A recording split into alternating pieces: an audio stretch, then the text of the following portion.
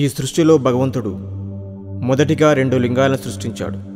అందులో ఒకటి పురుషలింగం, మరొకటి స్త్రీలింగం. తర్వాత ఈ 2 లింగాలు సమానమైతే సృష్టి ముందుకు నడవదు అనే సందేహంతో భగవంతుడు స్త్రీలింగానికి ఒక వరం అదనంగా ప్రసాదించాడు. ఆ వరంతో తర్వాత పుట్టిన స్త్రీలింగం కాస్త పురుషలింగం కన్నా ఒక అడుగు ముందుకు వచ్చింది, ఒక మెట్టు పైకి ఎక్కింది. ఆ వరం చేతనే స్త్రీలింగాన్ని ముందు ఉంచి పలుకుతుంటాం. ఇంతకీ దానికి కారణమైన వరమేంటో తెలుసా? పురుషుడు పుడతాడు, స్త్రీ పుడుతుంది, పుట్టుకొని ఇస్తుంది. అలాంటి వరాన్ని బాధ్యతగా పొందిన శ్రీమూర్తి నేటి కాలంలో తన బాధ్యతను మర్చిపోయి విరుద్ధమైన ఆలోచనలతో సృష్టి ధర్మాన్ని వక్రీకరించడమే కాకుండా తమ జీవిత సాఫల్యతను కోల్పోతున్నారు. ఎలా అనేది ఈ కథలో మీరే చూడండి.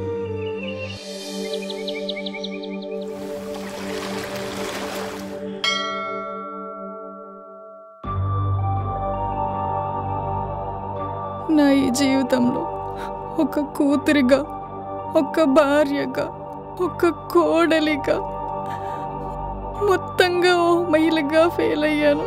అందుకే ఈ నిర్ణయం తీసుకుంటున్నాను. నా ఈ నిర్ణయానికి ఎవరు కారణం కాదని చెప్పడానికి ఈ వీడియో రికార్డ్ చేస్తున్నాను.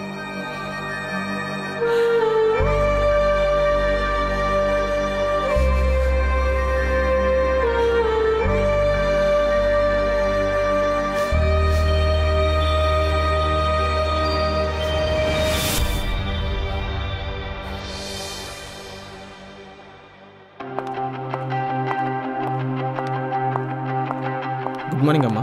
Good morning. Hello, who? Good morning ma'am. Good morning. This is Divya. ఉస్మానియాలో మెడిసిన్ చేస్తున్నాను. ఓ, ఒక ప్రాజెక్ట్ విషయంలో మిమ్మల్ని కలుద్దాం అనుకుంటున్నాను మ్యామ్. ప్రోగ్రామ్ అంకుల్ మీతో చెప్పారు. నేను కేసు విషయం మీద హాస్పిటల్కి వెళ్తున్నాను. లొకేషన్ సెండ్ చేస్తాను, అక్కడికి వచ్చేయండి. Okay, thank you ma'am.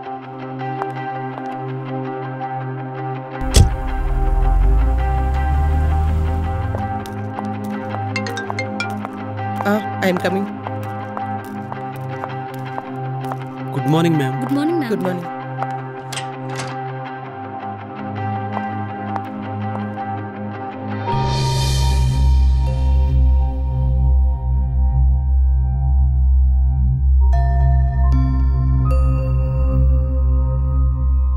Oh my god, patient అక్కడ వెయిటింగ్ రూమ్లో ఉన్నారు మేడం. ఓకే, విషయం వాళ్ళ పేరెంట్స్కి చెప్పి మెడిసిన్ ఇచ్చి పంపించండి. Okay madam. ప్రాబ్లం క్లియర్గా చెప్పండి, మనం బ్యాడ్ అవ్వకూడదు కదా. అలాగే మేడం.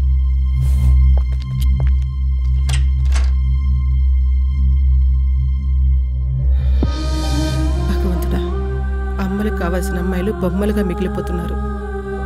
ఏం చేయాలి?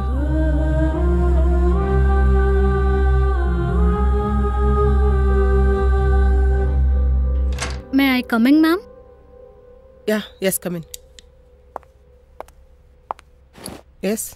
Hi ma'am, this is Divya. Actually ఇందాక మీకు కాల్ చేశాను కదా. యా, ఓకే. What can I do for you? అదే మ్యామ్, 2 years బ్యాక్ సూసైడ్ చేసుకుని చనిపోయిన మాలవిక, అంటే తను బ్రతికున్నప్పుడు తన హెల్త్ చెకప్స్ మొత్తం మీరే చూశారు కదా. సో తను సూసైడ్ చేసుకోవడానికి గల కారణం ఏంటో మీకు తెలిసే ఉంటుంది. అదేంటో తెలుసుకుందామని వచ్చాను. This is my project purpose. If you don't mind నాకు కొంచెం హెల్ప్ చేస్తారా?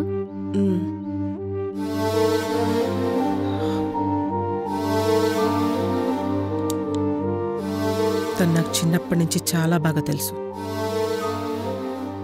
Very active and intelligent. School first, college first, ఇంజనీరింగ్లో, క్యాంపస్ ఇంటర్వ్యూలోనూ బెస్ట్ కంపెనీలో జాబ్ తెచ్చుకుంది. అప్పటి వరకు తన లైఫ్ అంతా ఫ్లవర్ గార్డెన్లో బటర్ఫ్లైలో కలర్ఫుల్గా ఉండేది. జాబ్ పర్పస్తో హైదరాబాద్ వెళ్ళింది. అప్పటి నుంచి తన లైఫ్ స్టైల్ పూర్తిగా మారిపోయింది. కొత్త ఫ్రెండ్స్, కొత్త అలవాట్లు, కొత్త పార్టీలు. తను జాబ్ చేసిన 10 yearsలో 10 days కూడా ఇంటి వద్దకు వెళ్ళలేదంటే నువ్వు నమ్ముతావా? ఈ 10 yearsలో తనేం కోల్పోయిందో ఎవ్వరికీ తెలీదు. తర్వాత తను ఇష్టపడ్డ అబ్బాయితో మ్యారేజ్ అయింది. 3 years గడిచిపోయాయి. అప్పటికి ప్రెగ్నెన్సీ రాలేదని వాళ్ళ అత్తగారి ఫోర్స్ వల్ల చెకప్కి వచ్చారు. ఇంకా ఎన్నాళ్ళో ఆల పిల్లల్ని ఇలా పిల్లల్ని ఎత్తుకొని తిరగటం. పెళ్ళయి 3 ఏళ్ళు అవుతుంది. ఓ పిల్ల లేదు, పీచు లేదు. నా జీవితం ఇలా తెల్లారిపోవటమే. అన్ని టెస్టులు చేశాను, తీరా చూస్తే తను ప్రెగ్నెంట్ అయ్యే అవకాశం లేదు. కారణం తన పెళ్లికి ముందు లీడ్ చేసే 10 years లైఫ్. ఏం జరిగిందని ఫ్రెండ్స్ని ఎంక్వైరీ చేశాం. ఈ 10 yearsలో తను వెళ్ళని పబ్బు లేదు, టేస్ట్ చేయని ఆల్కహాల్ లేదు. సిగరెట్ నుండి హుక్కా వరకు తను పీల్చని పొగలేదు. అది ఎంతంటే గర్భసంచి కరిగిపోయేంత. తన అత్తగారు తన మీద కోపాన్ని కొడుకుపై చూపించింది. కోరి కొరివిని తెచ్చిపెట్టాడు నా వంశాన్ని తగలబెట్టడానికి. అయిపోయింది, అంతా అయిపోయింది. నా కర్మ. అతనికి ఎవరికి ఏం చెప్పాలో ఏం చేయాలో అర్థం కాని పరిస్థితుల్లో సూసైడ్ చేసుకొని చనిపోయాడు. ఆ డిప్రెషన్లో తన వల్ల పుట్టింటికి, అత్తింటికి, భర్తకి ఎలాంటి హ్యాపీనెస్ లేదని, అందుకు కారణం తనే అన్న బాధతో తను కూడా సూసైడ్ చేసుకుంది. Thank you so much ma'am. నా ప్రాజెక్ట్కి చాలా హెల్ప్ చేశారు. ఓకే. ఓహ్ సారీ, నేను ఒక సెమినార్కి అటెండ్ అవ్వాలి. So ma'am please can I join? అంటే నా ప్రాజెక్ట్కి ఇంకా ఏమైనా హెల్ప్ అవుతుందేమోనని. Sure, why not. Good evening ma'am. Please sit. Okay ma'am. Good evening all. ఈ సెమినార్ ఎంతో మందికి మార్గదర్శకం కావాలని మనస్ఫూర్తిగా కోరుకుంటూ ఇప్పుడు ఒక వీడియో చూద్దాం. Play the video. Okay madam.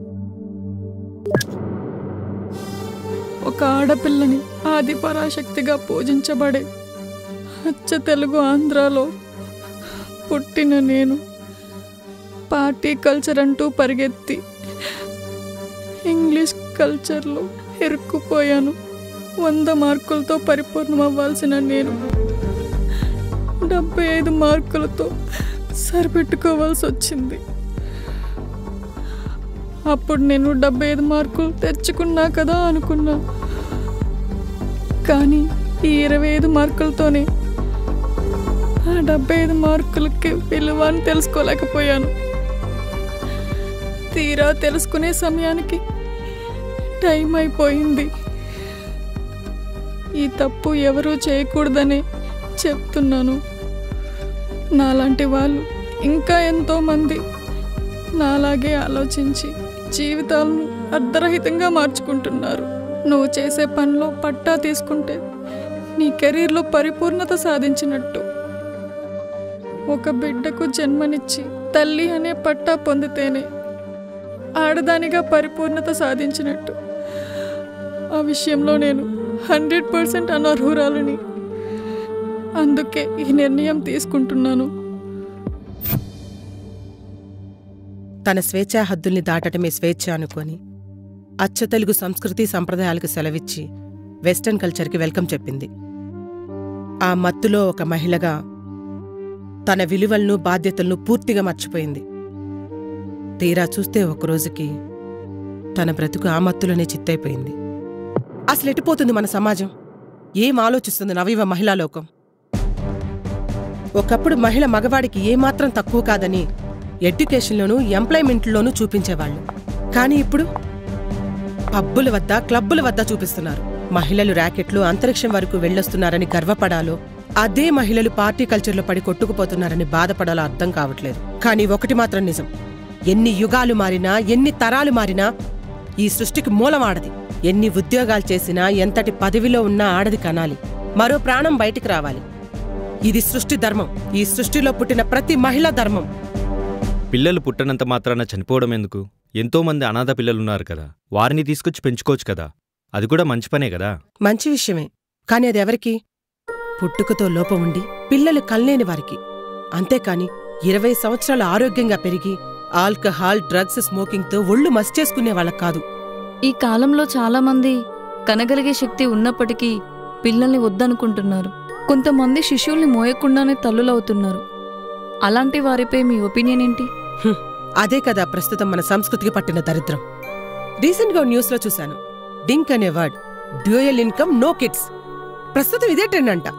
ఆ వాడిని కనిపెట్టిన వాడిని పబ్లిక్లో ఉరితీయాలి. ఇద్దరు కలిసి సంపాదించాలి, ఎంజాయ్ చేసి చచ్చిపోవాలి. అదేంట్రా అంటే వీళ్ళు సంపాదించే సంపాదన పిల్లల్ని పెంచడానికి సరిపోదంట. ఏంటి ఆలోచనలు? 10 రూపాయలు కూలికి వెళ్లి 10 మందిని సాకిన చరిత్ర మనది. వాళ్ళప్పుడు 10 రూపాయలు మనకే సరిపోవటం లేదు, పిల్లలు ఎందుకు అనుకోనుంటే ఇప్పుడు మనం ఉండేవాళ్ళమా? మీరు చనిపోయేటప్పుడు కోట్లు తీసుకొచ్చి మీ పక్కింటి వాళ్ళకిచ్చినా మీరు పరాయి వాళ్లే అవుతారు.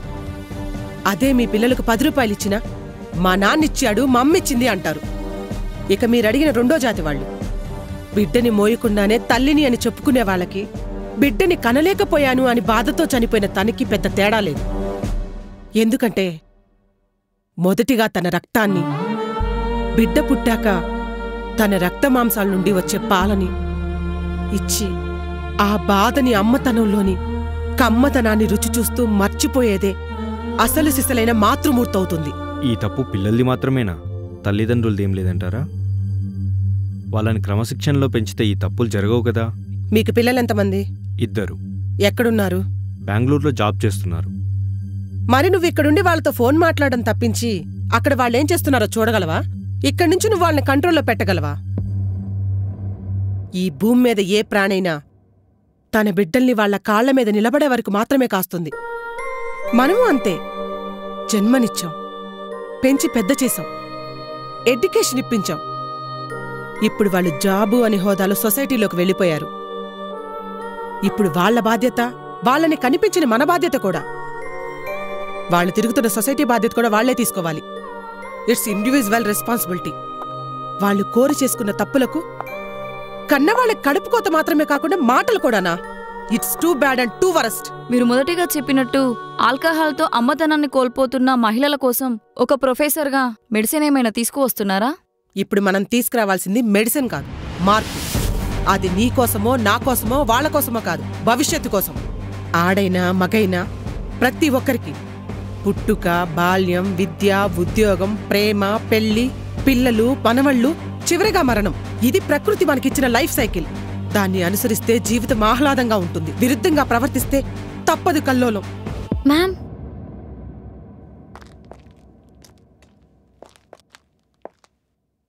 మేడం చాలా ఎమోషనల్ అయ్యారనుకుంటా. కళ్ళ ముందే కాలి బూడిదైపోయిన కన్న కూతురు జీవితం గురించి చెప్పాలంటే ఎవరైనా అలాగే అవుతారు మేడం.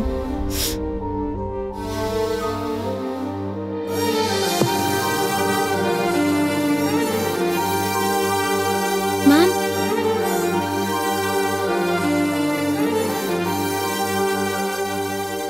సారీ మ్యామ్, తను మీ కూతురని నిజంగా నాకు తెలీదు. It's okay. తెలిసి మాత్రం నువ్వేం చేయగలవు? మీ కళ్ళల్లో బాధను చూస్తుంటే నాకుండే నాకే బరువు అనిపిస్తుంది. అలాంటిది మీరెలా మ్యామ్? తనొక మహిళగా పరిపూర్ణత పొందలేకపోయింది. అందుకే తనలాంటి వారికి తన కథ చెప్పి కొంతమందినైనా మార్చగలిగితే తన మరణానికైనా ఒక పరిపూర్ణత వస్తుందని చిన్న ఆశ. మిమ్మల్ని ఇబ్బంది పెట్టుంటే ఐఎమ్ సారీ మ్యామ్. చాలు పడుకో. వీలైతే నా కూతురు విషయంలో జరిగిన తప్పు మరో నలుగురి విషయంలో జరిగి వారిని చూసి ఇంకో నలుగురు జాలిపడే సిచ్యువేషన్ రాకుండా ఉండటానికి నీ వంతు ప్రయత్నం నువ్వు చెయ్యి.